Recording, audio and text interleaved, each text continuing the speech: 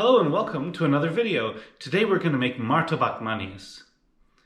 These fluffy, buttery pancakes topped usually with chocolate and peanuts, but sometimes other things like cheese, are originally from a place called Bangka in Indonesia, but they're sold often throughout the archipelago. They're usually sold in the evenings as a snack, and they're really, really, really delicious. So looking forward to this one. So here are our main ingredients. I have 325 grams of flour. If you're really measuring this by volume in the US, it'd be about 2.5 cups. 375 milliliters of milk. I will put a conversion to US metrics in the comments. 4 medium eggs. A packet of yeast. This is 9 grams. 15 grams or so of baking powder, 3 grams of salt, 40 grams of sugar, and here I have 75 grams of butter plus a little bit to grease the pan with. And this is basically what's going to go into the pancake itself, and then we'll cover the toppings in the next segment.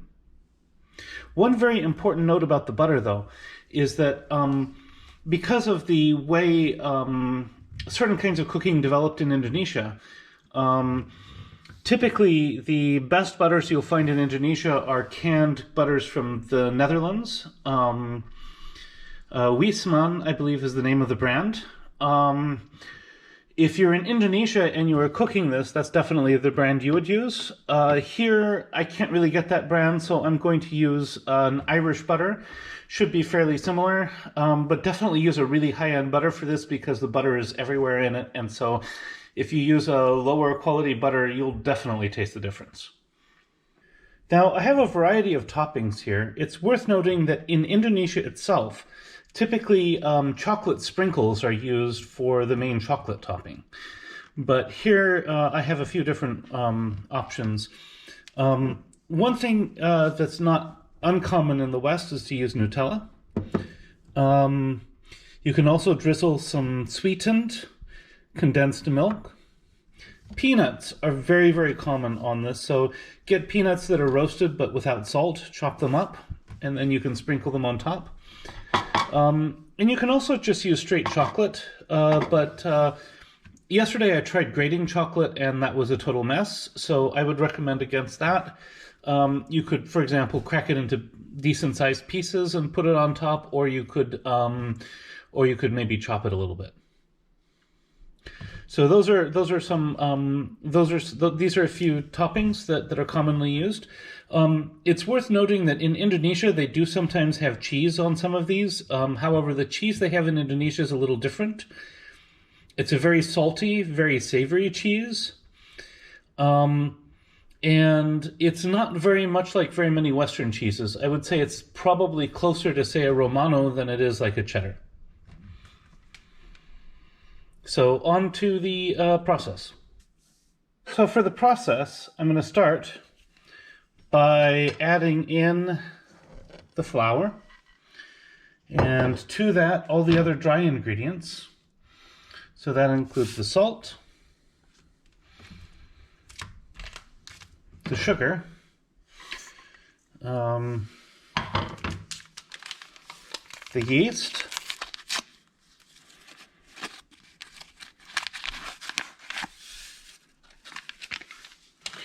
and the baking powder.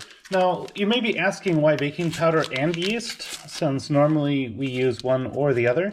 I believe the reason probably has to do with using baking powder as a pH buffer, so that things don't turn too acidic or too alkaline. So I'm going to mix all these together. Then I'm going to sort of very, very, very lightly break the egg yolks.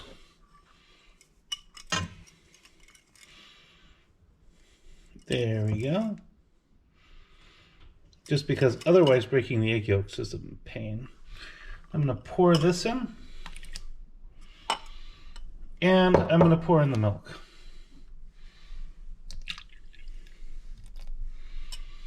Then I'm going to whisk this together slowly at first, but eventually faster and faster and faster. Now, if you're making a Western pancake, typically you want to stop about now where it's kind of lumpy. And the reason is you don't want gluten to form. But in this particular case, we want the gluten. So let's break that egg yolk fast. I'm going to whisk this until it's smooth.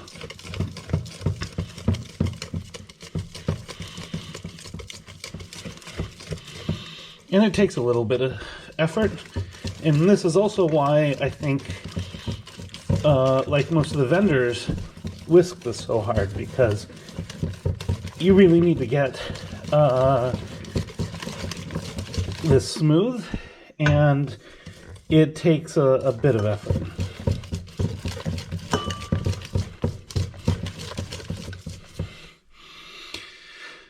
Now we're going to let this sit for about an hour.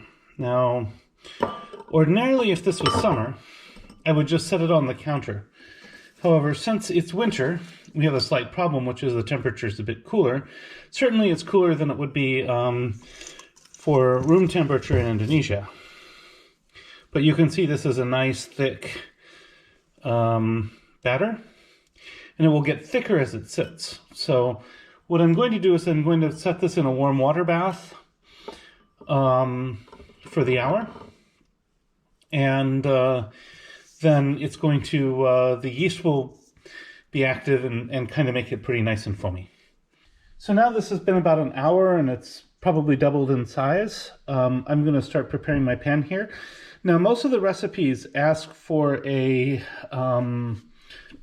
low heat, but the problem is they're used to using gas. So in a ceramic top like this, we probably want to bump it up to medium. So I'm going to turn this on to a 5 out of 10. And we'll go ahead and go with that. I'm going to add, at this point, a fair bit of butter. And this will then be used to kind of grease this dish as it heats. Now, I'm using a very strongly non-stick pan. You could probably use something like a nicely seasoned cast iron, but that would require maybe some changes to method so that it doesn't stick. I'll come back as this starts to heat up. So I'm going to heat this up until the butter starts to brown just a little bit, and then we'll add maybe a third or half of this, and we'll go from there. But yeah, it's starting to heat up, so maybe another minute or so. So this is enough for 2, and on the first of the 2, I made a mistake. I left the heat on at 9 instead of 5. So I'll show you one that's just a little bit burned at the end. But what I'm going to do now is I'm going to pour the rest of this in.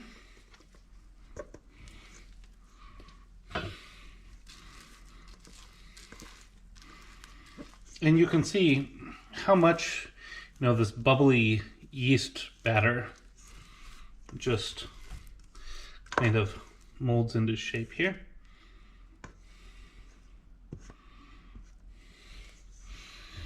And then take this and I'm going to spread it out. And as this gets a little bit hot, I can get the, you can see I can get this to stick to the side just a little bit, but this will form a nice kind of a crispy edge around the outside. So I'm going to do that.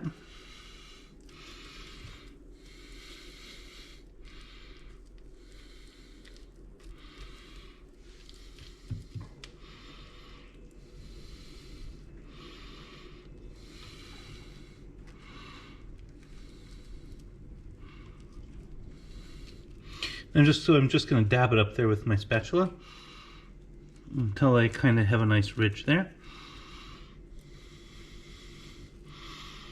And then I am going to cover this, and I'm going to let it sit and cook for a while. So if you look around here, you can see areas where bubbles have popped when they're not closing again. So once you see these, it's about time to sprinkle sugar over the top. And you can sprinkle a decent amount. How much exactly is up to you. Whatever you like. Then we're going to put this lid on. We're going to let it continue to cook for a little longer. Now you can see most of these holes are open. So it's time to add our butter. So I'm taking half of the butter. As I said, that was enough for two. I'm just going to start by putting the pieces all over. I'm going to let them melt in and down into the pancake itself.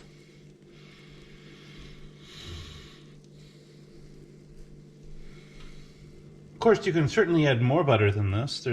This isn't a maximum. And in fact, I would probably prefer a little more butter, but I think this will do. So I'm going to let this melt in and down, and then we'll take this out and add the fillings. This is actually starting to smell really good.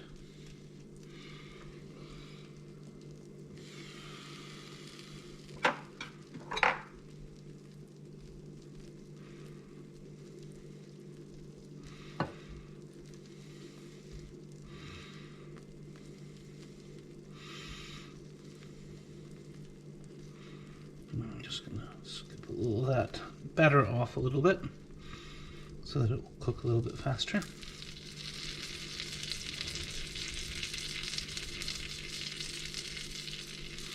Put the lid on, maybe 30 more seconds, we should be done. And here we can see our butter's just about all melted. And most of it's probably seeping into the pancake very nicely. So now I'm going to take it out. I'm going to put it on a plate. And we can add our toppings to it.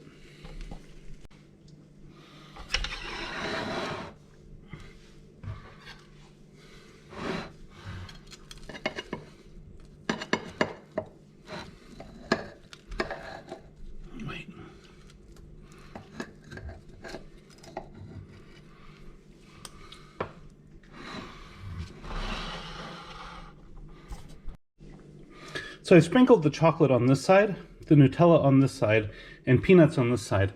Now I've cut it, so I have basically cut it again, make sure it separates nicely. And then I'm going to fold this over like this. Now this is still a little bit dark. Ideally it should be not quite this dark, so maybe next time I should cook it at a slightly lower temperature.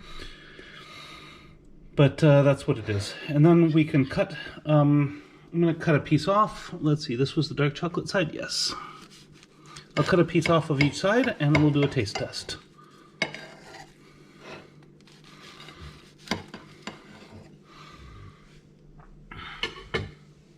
And now for the taste test. This is the Nutella one.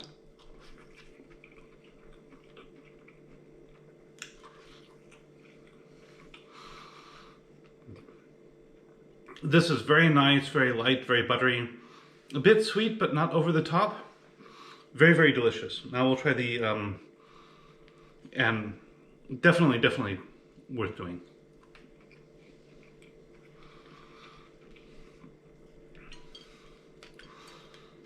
Now for the dark chocolate and peanuts.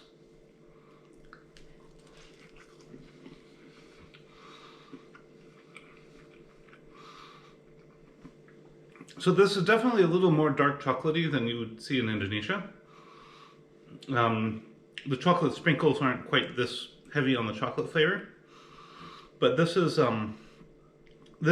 tasty. I really like this also. In fact, very much like the Nutella, this is yeah, Very, very buttery, very tasty, very good.